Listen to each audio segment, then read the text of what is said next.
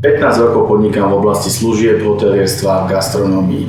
Pre túto oblasť platí viac ako 700 rôznych vyhlášok, nariadení, zákonov a usmernení, to zo strany samosprávy aj samozrejme štátu.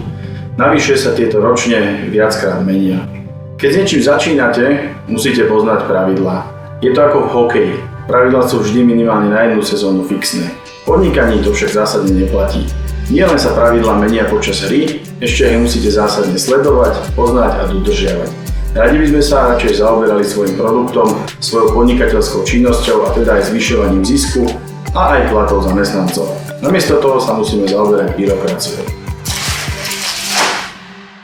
Ako už bolo naznačené vo videu, koľko je na Slovensku podnikateľov, ktorí majú podobné problémy?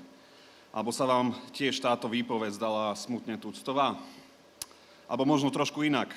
Koľko je na Slovensku podnikateľov spokojných so službami, ktoré im poskytuje tento štát? Ak o niekom takom viete, tak mi napíšte na moju mailovú adresu robertaugst@sieť.sk. Veľmi rád sa s nimi zoznámim. Ako všetci vieme, podpora domácich podnikateľov je na Slovensku na bode mrazu. Mnohí pritom nechcú nič iné, len aby tento štát im dal pokoj. A aby starí politici v podobných praktikách už skončili. Čiastočne z vlastnej neschopnosti, čiastočne z ideologického presvedčenia neustále menia podmienky pre podnikateľskú sféru. Kontrolóri z desiatok úradok naháňajú podnikateľov dovtedy, kým v stovkách predpisov nenájdu seba menšie previnenie a napária im takto vysokú pokutu. Ak chceme, aby sa Slovensko konečne stala krajina, ktorá je business friendly, tieto praktiky raz a navždy musia skončiť. Sieť má konkrétny plán, ako pomôcť týmto zbedačovaným podnikateľom. Chceme podnikanie zaručiť to, aby malo maximálnu zjednodušenú od svojej byrokracie a všetkých záťaží.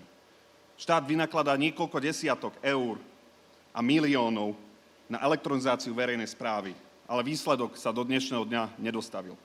Jasným dôkazom je napríklad aj to, že neustále obťažuje svojich občanov a podnikateľov vymáhaním informácií, ktoré už od nich dávno má.